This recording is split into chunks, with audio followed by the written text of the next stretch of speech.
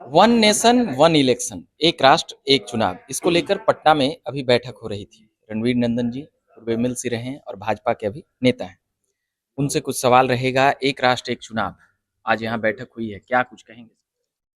हमने तो कह दिया कि जब देश की जनता का पैसा चुनाव में झोंका जा रहा है, कभी लोकसभा के चुनाव, कभी विभिन्न विधानसभाओं के चुनाव, ये जब हो रहे हैं तो एक चिंतन आया। माननीय प्रधानमंत्री नरेंद्र मोदी जी का सोच है कि जब हम एक राष्ट्र एक चुनाव, एक कंसेप्ट पर चलेंगे, वन नेशन वन इलेक्शन, और खासकर लोकसभा और विधानसभा के चुनाव साथ हो जाएंगे तो एक बहुत बड़ी राशि बचेगी जो राष्ट्र के विकास में काम देगी।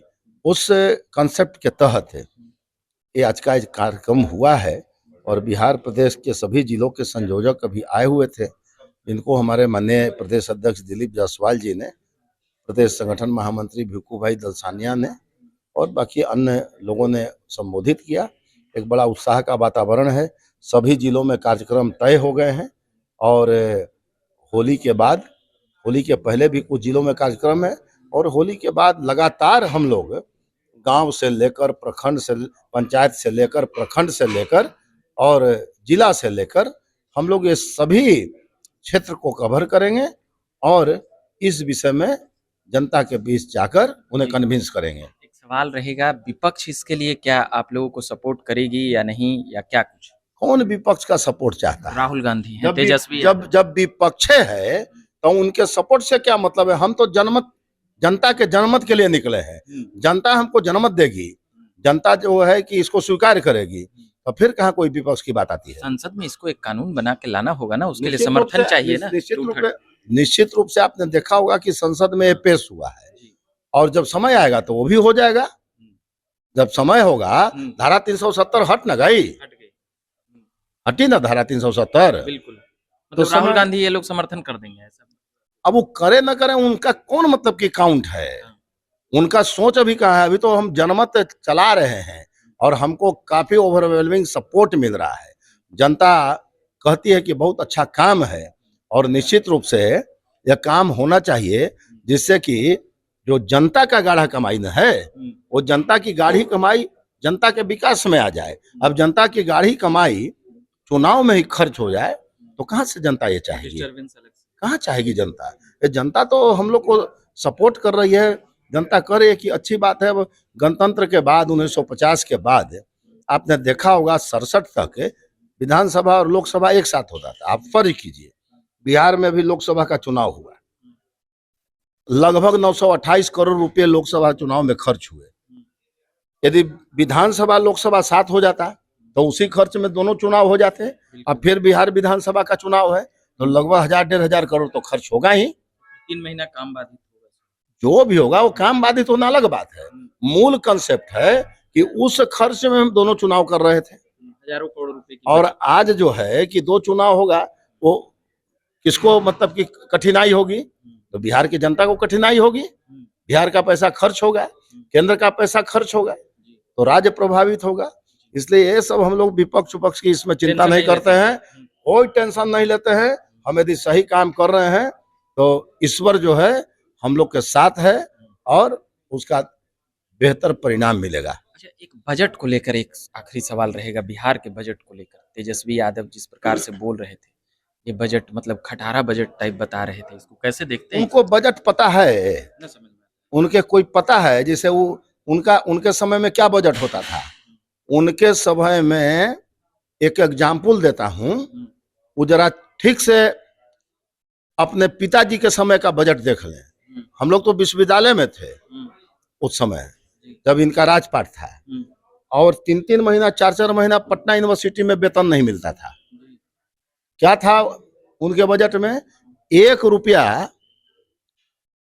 का वो बजट बनाते थे और फिनांस और प्लानिंग संबंधित विभाग से उसका 50% पास कराते थे।